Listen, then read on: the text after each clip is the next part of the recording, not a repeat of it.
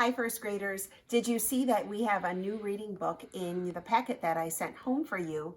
It's actually, it has a raccoon on the front, and there's some great stories in here. So if you look on page 4 and 5 and page 6 and 7, you can see that there's double the amount of stories in this book.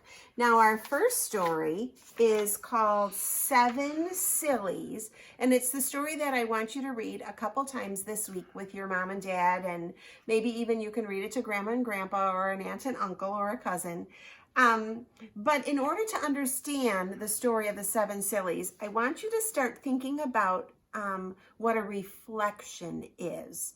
Now, you know that you see your reflection in a mirror, but you can also see your reflection in other things. You could see your reflection in a window, or maybe even in a river or a pond.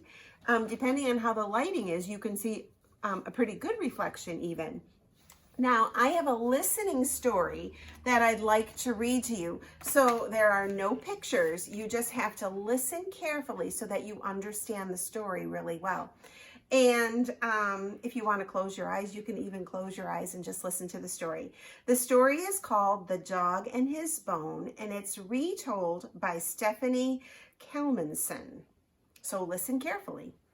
There once was a dog known for being foolish and greedy. Listen to his story and you will know why. Now, boys and girls, this is actually a fable, and a fable is a story that tries to teach something. So they're trying to teach you something with this story. So listen carefully about the foolish and greedy dog. One day, Dog was trotting along proudly with a large bone in his mouth. "It was nice of that butcher to give me this bone," said the dog. "I can't wait to get home and start chewing it." Just then, Dog came to a plank of wood set across a running stream, like a log across the stream. As he was crossing, he looked down and saw another dog that looked very much like himself. This other dog was holding an even larger bone in his mouth. Dog began to growl. "What makes you so special to have a bigger bone than mine? Does the butcher like you better?" With that, the dog dropped his bone down into the stream and plunged in after the other dog. But there really was no other dog. The dog had been looking at his own reflection. There was no larger bone either. That had been a reflection too. The dog slapped his paws against the water in frustration.